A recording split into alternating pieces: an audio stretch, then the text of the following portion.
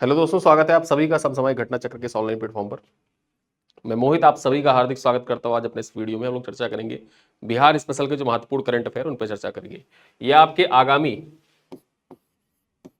BPSC मुख्य परीक्षा, ठीक है, यहां पर देखा जाए बीपीएससी मुख्य परीक्षा, साथ ही साथ एईडीओ, टीआरई का एग्जाम, ठीक, Bihar SI, Bihar SI, Bihar constable, जहां भी करंट अफेयर के क्वेश्चन बिहार में पूछे जाते हैं सभी परीक्षाओं के लिए बहुत महत्वपूर्ण है। इससे पूर्व देखा जाए तो एक वीडियो आप घटना चक्र मतलब यूट्यूब पे आप सर्च करिएगा करंट अफेयर बिहार स्पेशल घटना चक्र, ठीक है, तो वहां पर कंपाइल वीडियो आपको मिल जाएगा जो जनवरी से लेकर और जुलाई तक का पूरा वीडियो कंपाइल करके मैंने डलवाया। तो करीब 3 घंटे के आसपास का वीडियो, आई थिंक 2.5 घंटे के आसपास का वीडियो है। तो उसमें जुलाई तक का महत्वपूर्ण करंट अफेयर मिल जाएगा और जुलाई के बाद के जो करंट अफेयर है, आइए उस पर हम लोग यहाँ से स्टार्ट करते हैं और अगले 1 से 2 दिन में ये पूरा अगस्त सितंबर अक्टूबर कंप्लीट हो जाएगा, ठीक है। उसके बाद अगले महीने में देखा जाए तो सोमवार मंगलवार तक नवंबर का भी कंप्लीट करवा दिया जाएगा। चलिए स्टार्ट करते हैं। सबसे पहली खबर क्या है, पहला पॉइंट क्या है, बिहार औद्योगिक निवेश प्रोत्साहन पैकेज 2025। अब ये आपके मुख्य परीक्षा के लिए इंपॉर्टेंट हो जाता है, ठीक है, ये मुख्य परीक्षा के लिए महत्वपूर्ण पॉइंट है। चर्चा करते हैं क्या पॉइंट्स यहां से आपके मुख्य परीक्षा के लिए उपयोगी हो सकते हैं और साथ ही साथ प्रीलिम्स में क्या पूछा जा सकता है या जो बिहार एसआई है, बिहार दरोगा में क्या पूछा जा सकता है, उन पे भी यहां पर चर्चा कर लेंगे। देखा जाए तो बिहार सरकार ने बिहार औद्योगिक निवेश प्रोत्साहन पैकेज 2025 को मंजूरी दी है, जिसमें निवेश को बढ़ावा देने के लिए 40 करोड़ रुपए तक की ब्याज की सब्सिडी, 14 वर्षों के लिए निवल राज्य जीएसटी का 300% तक प्रतिपूर्ति और नई इकाइयों के लिए 30% पूंजीगत सब्सिडी जैसे प्रावधान शामिल किया गया है, ठीक है। तो यहां पर कौन कौन से प्रावधान शामिल किए गए, इन प्रावधानों को जरूर याद रखिएगा। मुख्य परीक्षा में आपसे डायरेक्टली यहां से सीधे सीधे क्वेश्चन पूछ सकता है कि बिहार औद्योगिक निवेश प्रोत्साहन पैकेज 2025, इसके बारे में जो टिप्पणी लिखने के लिए मेंस में आता है ना सीधे सीधे, तो वहां पर ये सीधे आपसे पॉइंट दे देगा कि बिहार औद्योगिक निवेश प्रोत्साहन पैकेज 2025। वहां पर आपको इस पर टिप्पणी लिखनी होगी और टिप्पणी में एज इट इज आप इसको लिख सकते हैं, ठीक है। देखा जाए तो इसके अलावा निर्यातक जो है प्रतिवर्ष 40 लाख तक का सहायता के पात्र होंगे और भूमि रूपांतरण, ठीक है, शुल्क की प्रतिपूर्ति भी की जाएगी। 100 करोड़ से अधिक के निवेश करने वाली तथा 1000 रोजगार सृजित करने वाली जो इकाइयां होंगी उनको 10 एकड़ तक का निःशुल्क भूमि मिलेगा, जबकि 1000 करोड़ से अधिक की परियोजनाओं को 25 एकड़ तक की भूमि मिल सकती है, ठीक। तो ये है महत्वपूर्ण बिहार औद्योगिक निवेश प्रोत्साहन पैकेज 2025, इसके बारे में। चलिए आगे देखते हैं। 6 जिलों के प्रखंडों में मखाना उत्पादक सहकारी समितियों का गठन, ठीक है। अब बिहार के 6 जिलों के जो प्रखंड है, जैसे हमारे यहाँ ब्लॉक होता है वैसे बिहार में प्रखंड होता है। अब वहां के प्रखंडों में देखा जाए मखाना उत्पादक सहकारी समितियों का गठन किया जाएगा। जैसा कि आप सब जानते हैं कि मखाना बोर्ड जो है वो बिहार में मखाना बोर्ड की स्थापना की गई है और मखाने का उत्पादन जो मिथिलांचल क्षेत्र है वहां पर मखाने का उत्पादन भरपूर होता है, ठीक है। तो मखाने की जो महत्वता है उसको विश्व स्तर पर पहुंचाने के लिए, साथ ही साथ मखाना का उत्पादन उसको बढ़ाने के दृष्टिकोण से देखा जाए तो महत्वपूर्ण हो जाता है ये पॉइंट, सहकारी समितियां मखाना उत्पादक क्षेत्र से संबंधित। तो बिहार के सहकारिता विभाग ने 6 जिलों के प्रखंडों को मखाना उत्पादक सहकारी समितियों के गठन पंजीकरण की मंजूरी प्रदान की है, जिससे मखाना उत्पादन और विपणन को बढ़ावा मिलेगा, ठीक है। अब यहां पर देखा जाए इन जिलों में कौन कौन से जिले शामिल है, जो 6 जिले हैं वो कौन कौन से हैं, मधुबनी, दरभंगा, सहरसा, सुपौल, पूर्णिया और कटिहार, ठीक है। ये 6 जिले हैं। इन्हीं 6 जिलों के जो ब्लॉक हैं उन्हीं में देखा जाए तो मखाना उत्पादक सहकारी समितियों का गठन किया जाएगा, ठीक है। इस कदम से मौजूदा 31 मखाना संबंधित सहकारी समितियों के साथ साथ ब्लॉक स्तरीय मखाना समितियों का गठन को गति मिलेगी, साथ ही साथ जो मखाना उत्पादन है उसको बढ़ावा भी मिलेगा। चलिए आगे देखते हैं। प्रवीण सिंह को राष्ट्रीय अटल पुरस्कार, ठीक है, जो प्रवीण सिंह है, बिहार के प्रवीण सिंह है, इनको देखा जाए राष्ट्रीय अटल पुरस्कार से सम्मानित किया गया है। चर्चा कर ले तो बिहार के बक्सर के सगरा गांव के निवासी हैं प्रवीण सिंह। इनको बिहार के सबसे युवा वक्ता के रूप में 25 जुलाई को दिल्ली के लाजपत भवन में राष्ट्रीय अटल पुरस्कार से सम्मानित किया गया है, ठीक है। अब इंपॉर्टेंट क्या हो जाता है कि राष्ट्रीय अटल पुरस्कार से सम्मानित प्रवीण सिंह का संबंध बिहार के किस जिले से है। अक्सर आप देखेंगे परीक्षा में, आप चाहे 70वीं बीपीएससी, ठीक है, 70वीं बीपीएससी का सवाल ले लें या फिर जो आप 69 बीपीएससी देखें, 68 बीपीएससी देखें, आपको हर पेपर में 1 से 2 सवाल ऐसा मिलेगा जिसमें सीधे सीधे यही पूछा जाता है, व्यक्तित्व का नाम दे दिया जाता है और पूछा जाता है इनका संबंध बिहार के किस जिले से है, ठीक है।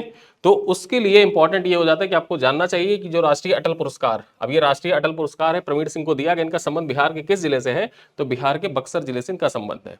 ठीक है, आगे देखें, उन्होंने बचपन से ही भाषण कला वाक्पटुता का शौक था, विभिन्न मुद्दों पर अपने विचार प्रस्तुत करना उन्हें अच्छा लगता था और वे बिहार की छात्र संसद के सदस्य भी रहे। तो बिहार की जो छात्र संसद थी उसके सदस्य भी रह चुके हैं प्रवीण सिंह, और इनको देखा जाए राष्ट्रीय अटल पुरस्कार से सम्मानित किया गया है। किस लिए? सबसे युवा वक्ता होने के लिए। ठीक है, चलिए आगे देखते हैं, मुख्यमंत्री बाल थैलेसीमिया योजना। अब ये जो मुख्यमंत्री बाल थैलेसीमिया योजना है, इसके बारे में क्या महत्वपूर्ण पॉइंट्स है जो आपके परीक्षा के लिए इंपॉर्टेंट हो जाती है, आइए उन पर चर्चा करते हैं। बिहार सरकार के मुख्यमंत्री, बिहार सरकार ने मुख्यमंत्री बाल थैलेसीमिया योजना शुरू की है, जिसके तहत होगा क्या कि थैलेसीमिया से पीड़ित 12 वर्ष से कम उम्र के बच्चों को मुफ्त इलाज मिलेगा। ठीक है, अब यहां पर जो थैलेसीमिया से पीड़ित बच्चे हैं 12 वर्ष से जिनकी आयु कम है, उनको मुफ्त इलाज दिया जाएगा, जिसमें क्रिश्चियन मेडिकल कॉलेज, ठीक है, वेल्लोर की अस्थि मज्जा प्रत्यारोपण शामिल है।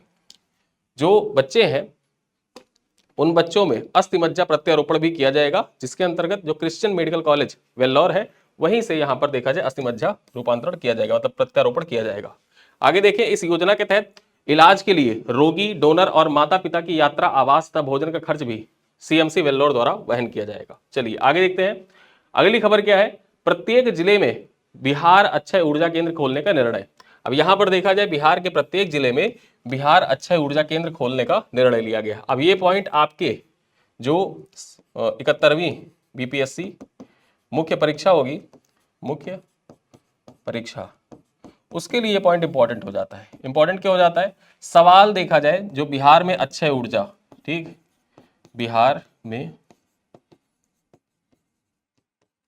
अक्षय ऊर्जा टिप्पणी करने के लिए जो क्वेश्चन आते हैं ना, उनमें सीधे सीधे आपसे ऐसे सवाल पूछेगा, बिहार में अक्षय ऊर्जा। अब बिहार में अक्षय ऊर्जा के बारे में आपको मेंशन करना होगा, लिखना होगा, टिप्पणी लिखनी होगी, तो वहां पर देखा जाए इसको आप सीधे सीधे याद कर लीजिए और अपनी परीक्षा में लिख दीजिएगा। ठीक है, तो बिहार अक्षय ऊर्जा विकास एजेंसी, ठीक है, ने राज्य के प्रत्येक जिले में बिहार अक्षय ऊर्जा केंद्र खोलने का निर्णय लिया है, जिसके माध्यम से लोगों को सौर ऊर्जा के बारे में जानकारी, सस्ती तकनीकी और सरकारी सब्सिडियों का सीधा लाभ मिल सकेगा।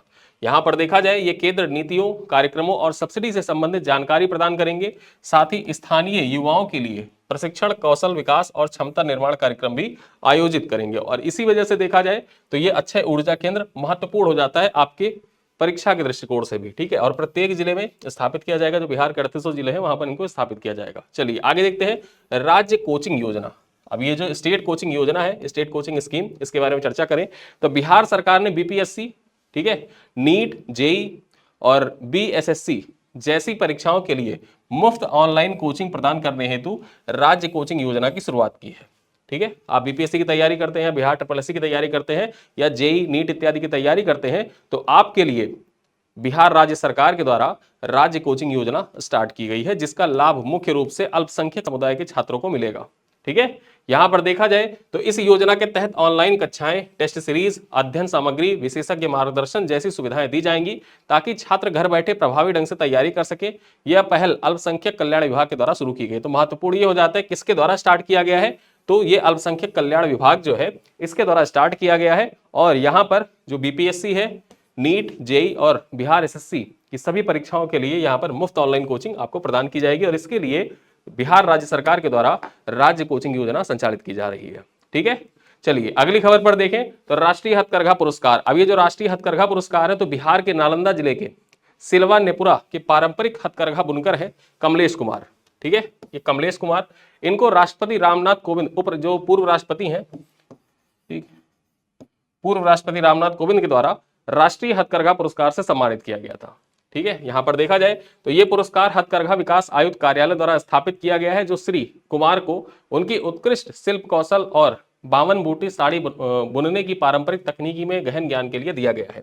ठीक है, तो याद रखना इनका संबंध जो यहां पर कमलेश कुमार है, कमलेश कुमार बेसिकली फेमस क्यों है? ये फेमस है जो 52 बूटी साड़ी, 52 बूटी साड़ी होती है, इसकी बुनाई के लिए पारंपरिक तकनीकी है 52 बूटी साड़ी की बुनाई, इस तकनीकी के लिए ये कमलेश कुमार प्रसिद्ध है। ठीक है, और इनका संबंध किस जिले से है? तो नालंदा जिले से इनका संबंध है, ये पॉइंट आपको याद रखना है। ठीक है, और इसी के लिए इनको देखा जाए तो राष्ट्रीय हथकरघा पुरस्कार प्रदान किया गया है। यह पुरस्कार उन्हें 11वें राष्ट्रीय हथकरघा दिवस जो 7 अगस्त 2025 को मनाया गया था, उसी के दौरान नई दिल्ली में भारत मंडपम में प्रदान किया गया था। तो यहां पर एक पॉइंट आपको और पता चलता है कि राष्ट्रीय हथकरघा दिवस कब मनाया जाता है? 7 अगस्त को। ठीक, तो यहां पर आपको 2 पॉइंट पता चल गया कि जो राष्ट्रीय हथकरघा पुरस्कार है कमलेश कुमार को दिया गया, इनका संबंध नालंदा जिले से था।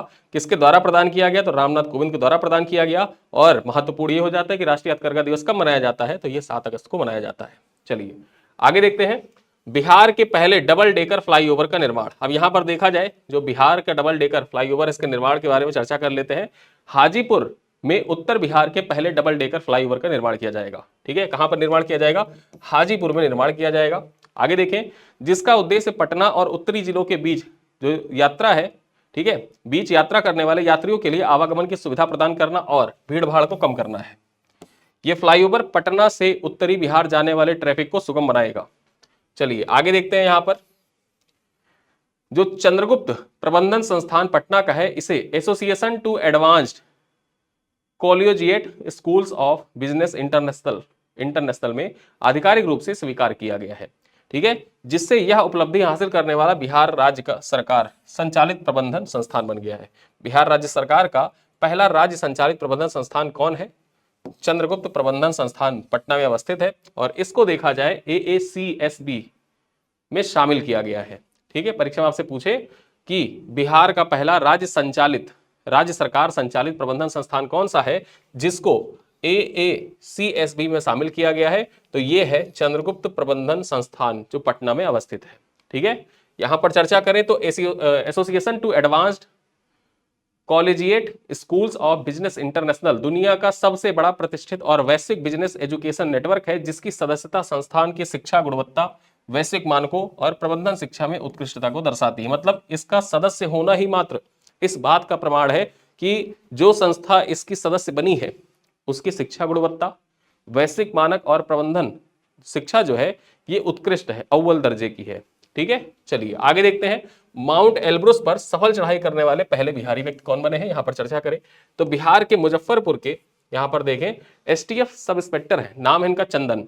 ये 28 जुलाई 2025 को यूरोप के सबसे ऊंची माउंट एल्ब्रुस, ठीक है, पर सफल चढ़ाई करते हुए तिरंगा फहराकर इतिहास रच दिया और इसी के साथ ये बिहार के पहले व्यक्ति बन गए हैं। ठीक है, तो ऐसा करने वाले बिहार के पहले व्यक्ति बन गए हैं। इससे पहले वे माउंट किलिमंजारो, माउंट मेरू जो तंजानिया में पड़ता है और माउंट हैरानॉक जो सिक्किम में है, इसकी सफल चढ़ाई कर चुके हैं। ठीक, तो यहाँ पर इंपॉर्टेंट हो जाता है कि बिहार के पहले व्यक्ति कौन है जिन्होंने माउंट एल्ब्रुस की चढ़ाई की है, महत्वपूर्ण है। तो ये STF के सब इंस्पेक्टर है चंदन और मुजफ्फरपुर के निवासी है ये। चलिए आगे देखते हैं, यूरोप की सबसे ऊंची चोटी माउंट एल्ब्रुस फतह करने वाली बिहार की पहली महिला कौन? पुरुष के बारे में तो देख लिया, चंदन है। अब यहाँ पर महिला कौन बनी है? ठीक है, तो बिहार की है नमिता कुमारी। नाम क्या है इनका? नमिता कुमारी ने 16 अगस्त 2025 को यूरोप की सबसे ऊंची चोटी माउंट एल्ब्रुस जो 5642 मीटर की ऊंचाई पर है, इसे फतह कर इतिहास रच दिया है और यह उपलब्धि हासिल करने वाली पहली बिहारी महिला बन गई है। ठीक है, तो बिहार की पहली महिला कौन है? नमिता कुमारी है, जिन्होंने माउंट एल्ब्रुस फतह किया है। और पहले पुरुष कौन है? चंदन है। ठीक है, चलिए, नमिता ने पर्वत पर तिरंगा फहराकर न सिर्फ राज्य बल्कि पूरे देश का मान बढ़ाया है। उन्होंने दार्जिलिंग स्थित हिमालयन माउंटेनियरिंग इंस्टीट्यूट से पर्वतारोहण प्रशिक्षण लिया है, जिसने उन्हें इस कठिन अभियान के लिए तैयार किया। अब यहाँ पर महत्वपूर्ण एक पॉइंट आपको और मिल जाता है, जो महत्वपूर्ण संस्थाएं होती हैं, तो महत्वपूर्ण संस्थाओं के लिए कि हिमालयन माउंटेनियरिंग इंस्टीट्यूट कहाँ पर अवस्थित है? ये दार्जिलिंग में स्थित है। ठीक, दार्जिलिंग में स्थित है। अब आप कमेंट करके बताइएगा कि ये दार्जिलिंग किस राज्य में स्थित है,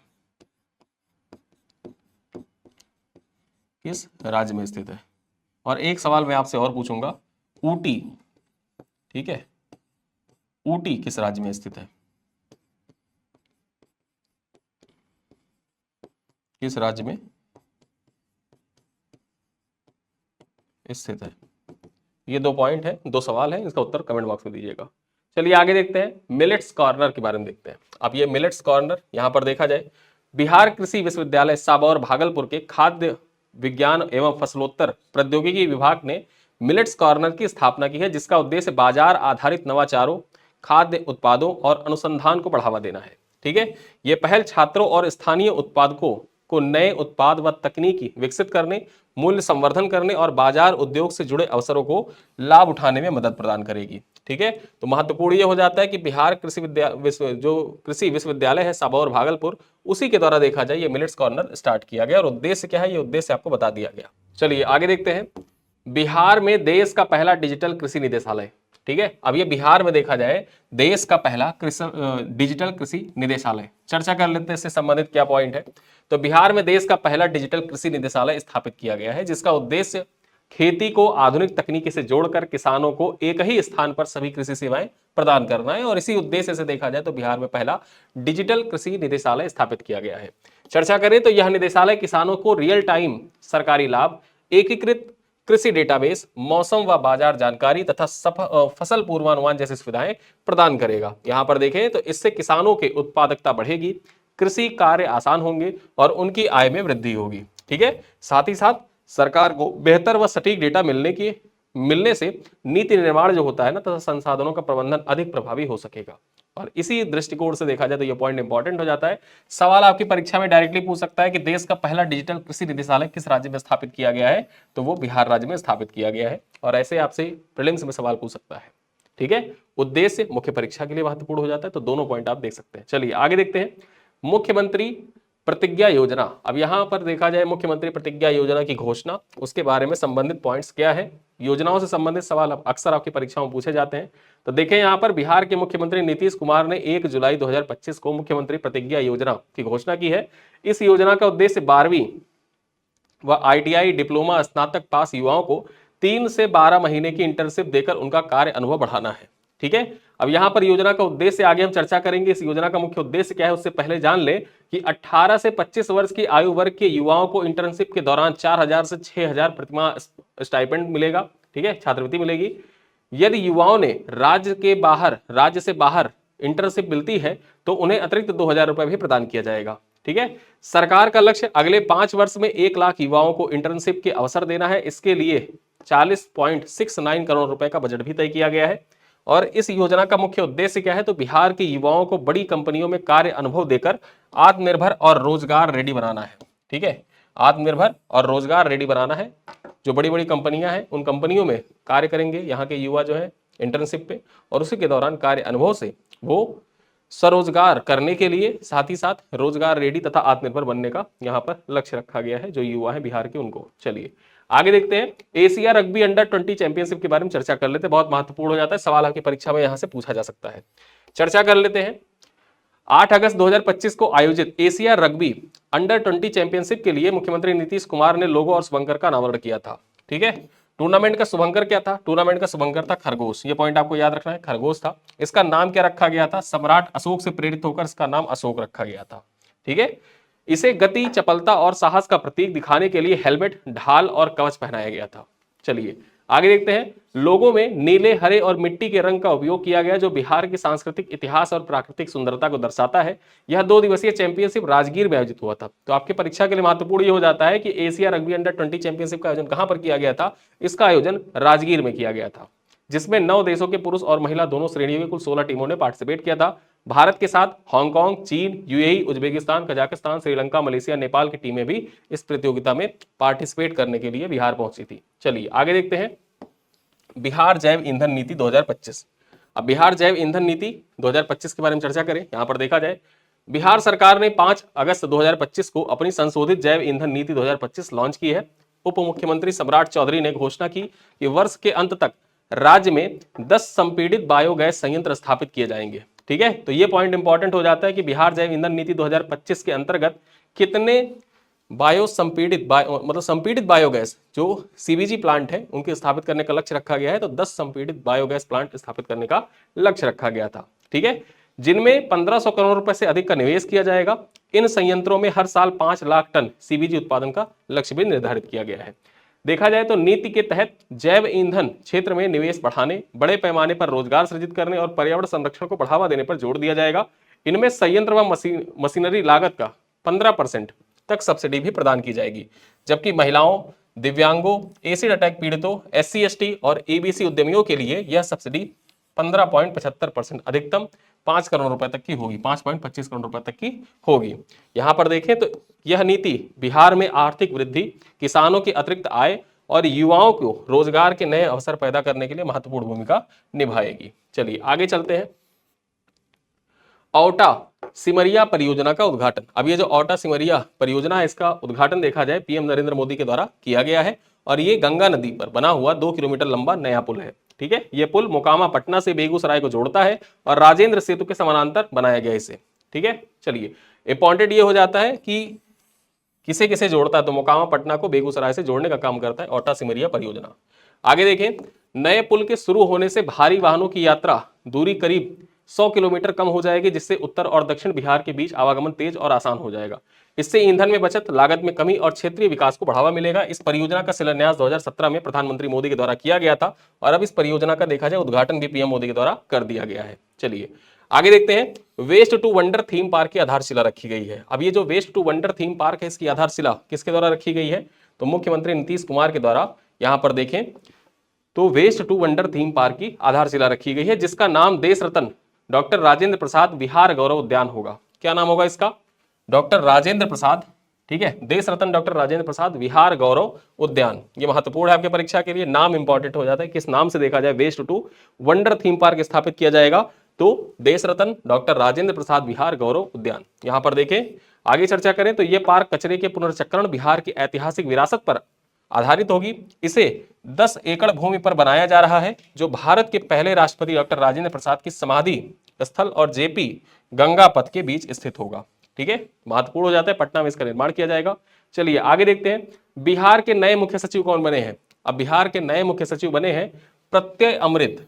ठीक है, प्रत्यय अमृत जो है ये 1991 बैच के बिहार कैडर के आईएएस अधिकारी हैं और ये बिहार के मुख्य सचिव बन गए हैं। इन्होंने किसका स्थान लिया है, तो अमृत लाल मीणा का स्थान लिया है।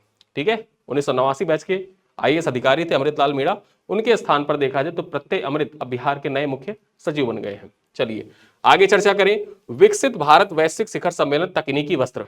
अब ये जो टेक्निकल टेक्सटाइल विकसित Bharat global summit technical textile summit था, इसका आयोजन कहां पर, बिहार में किया गया। चर्चा करें तो पटना में ज्ञान भवन, जो पटना में ज्ञान भवन है, यहीं पर 2 दिवसीय विकसित भारत वैश्विक शिखर सम्मेलन तकनीकी वस्त्र का आयोजन किया गया। उद्घाटन केंद्रीय कपड़ा मंत्री गिरिराज सिंह के द्वारा किया गया था। इस शिखर सम्मेलन का मुख्य फोकस क्या था, बुनियादी ढांचा, स्वास्थ्य, कृषि, नवाचार और सतत विकास जैसे क्षेत्रों में तकनीकी वस्त्रों की भूमिका को बढ़ाना। ठीक है, चलिए आगे देखें, सम्मेलन में उद्योग जगत, स्टार्टअप्स, शोध संस्थानों तथा सरकारी निकायों ने पार्टिसिपेट किया। तकनीकी वस्त्र के 12 क्षेत्रों में अवसर पर चर्चा भी की गई। इस कार्यक्रम का आयोजन कपड़ा मंत्रालय और मानव निर्मित तथा तकनीकी वस्त्र निर्यात संवर्धन परिषद के द्वारा संयुक्त रूप से किया गया था। तो आपके परीक्षा के लिए जो महत्वपूर्ण पॉइंट्स हैं वो सारे पॉइंट्स यहाँ पर लिखे हुए हैं, इन्हें आप देखिए और याद कर सकते हैं। अब यहां पर देखा जाए, चलते चलते हम अंतिम पॉइंट पर चर्चा करते हैं, पटना उच्च न्यायालय के नए मुख्य न्यायाधीश कौन बने हैं। ठीक है, पटना उच्च न्यायालय के नए मुख्य न्यायाधीश कौन बने हैं। पहले देखा जाए जो विपुल मनुभाई पंचोली थे, वो पटना हाई कोर्ट के मुख्य न्यायाधीश थे। फिर उनका स्थानांतरण हो जाता है सुप्रीम कोर्ट में, और जब उनका स्थानांतरण सुप्रीम कोर्ट में हो जाता है तो उसके बाद जब स्थानांतरण होता है, स्थानांतरण के बाद कार्यकारी मुख्य न्यायाधीश के तौर पर जो भीमप्पा वंजथरी थे, पवन कुमार भीमप्पा पंजथरी, इनको कार्यवाहक मुख्य न्यायाधीश बनाया जाता है। उसके बाद सितंबर महीने में, अगस्त महीने में कार्यवाहक बनाया जाता है, सितंबर महीने में इनको परमानेंट कर दिया जाता है, यानी कि मुख्य न्यायाधीश बना दिया जाता है। तो आइए पॉइंट पे चर्चा कर लेते हैं। सबसे पहले क्या होता है, जब इनको कार्यवाहक बनाया गया था तब से चर्चा करते हैं, और सितंबर में इनको परमानेंट कर दिया गया था, मतलब स्थायी नियुक्ति इनको प्रदान कर दी गई थी। तो केंद्र सरकार ने 27 अगस्त 2025 को अधिसूचना जारी कर न्यायमूर्ति पवन कुमार भीमप्पा वंजथरी को पटना उच्च न्यायालय के कार्यवाहक मुख्य न्यायाधीश के रूप में नियुक्त किया। यह नियुक्ति मुख्य न्यायाधीश विपुल मनुभाई पंचोली के सुप्रीम कोर्ट में पदोन्नत होने के बाद की गई थी। ठीक है, न्यायमूर्ति वंजथरी जो थे, इनका जन्म 23 अक्टूबर 1963 को हुआ और उन्होंने बेंगलुरु के विभिन्न संस्थानों में शिक्षा प्राप्त की। ठीक है, वे 1990 में अधिवक्ता बने और कर्नाटक हाई कोर्ट, कर्नाटक जो विधिक प्राधिकरण है तथा केंद्रीय विधिक प्राधिकरण, उसमें प्रैक्टिस भी की है। ठीक है, वकालत भी की हुई है। अब यहां पर देखा जाए, उन्हें 2 जनवरी 2015 को कर्नाटक उच्च न्यायालय में अतिरिक्त न्यायाधीश बनाया गया था, जिसके बाद वे पंजाब और हरियाणा उच्च न्यायालय में नियुक्त हुए। फिर नवंबर 2018 में एक बार फिर कर्नाटक उच्च न्यायालय लौटे थे। बाद में पटना उच्च न्यायालय में स्थानांतरण हुआ, जहां उन्होंने 20 अक्टूबर 2021 को शपथ ली थी। अब वे कार्यवाहक मुख्य न्यायाधीश के रूप में कार्यभार संभालेंगे, और संभालने के बाद देखा जाए सितंबर, ठीक है, सितंबर 2025 में इनको स्थायी नियुक्ति भी प्रदान कर दी गई। तो यहाँ पर हम लोग अगस्त महीने की बात कर रहे हैं, तो इसी वजह से यहाँ पर कार्यवाहक लिखा हुआ है। जब हम सितंबर महीने की बात करेंगे तो वहां पर स्थायी नियुक्ति प्रदान कर दी जाएगी इनको। ठीक है, चलिए अब चलते चलते मैं आपसे कुछ सवाल पूछूंगा, इस सवालों को उत्तर आप कमेंट बॉक्स में दीजिएगा। पहला सवाल क्या है कि बिहार के नए मुख्य सचिव ठीक है, नए मुख्य सचिव कौन बने हैं। दूसरा सवाल क्या कह रहा है, दूसरा सवाल कह रहा है कि वर्तमान में बिहार राज्य के राज्यपाल कौन है। और तीसरा सवाल क्या कह रहा है कि बिहार विधानसभा चुनाव 2025 जो हुआ था ये कितने चरणों में संपन्न हुआ था, कितने चरणों में चुनाव संपन्न हुआ था। तो ये कुल 3 सवाल हैं, यहाँ पर ये 3 सवाल आपसे पूछे गए हैं। इन 3 सवालों का उत्तर आप कमेंट बॉक्स में दे सकते हैं। और इसी के साथ देखा जाए इस वीडियो को हम लोग करते हैं पर समाप्त। वीडियो कैसा लगा आप लोग कमेंट बॉक्स में बता सकते हैं। इस क्लास की PDF PPT इत्यादि देखा जाए जो हमारा व्हाट्सएप ग्रुप है उस व्हाट्सएप ग्रुप में आपको मिल जाएगा। ठीक, जिन लोगों ने हमारा मासिक पैकेज ज्वाइन कर रखा है उस मासिक पैकेज के ग्रुप पे इसका PDF शेयर कर दिया जाएगा, इंग्लिश और हिंदी दोनों भाषाओं में PDF शेयर कर दिया जाएगा। ठीक है, तो इसी के साथ इस वीडियो को करते हैं पर समाप्त। मिलते हैं अगली क्लास में, तब तक के लिए बहुत बहुत धन्यवाद।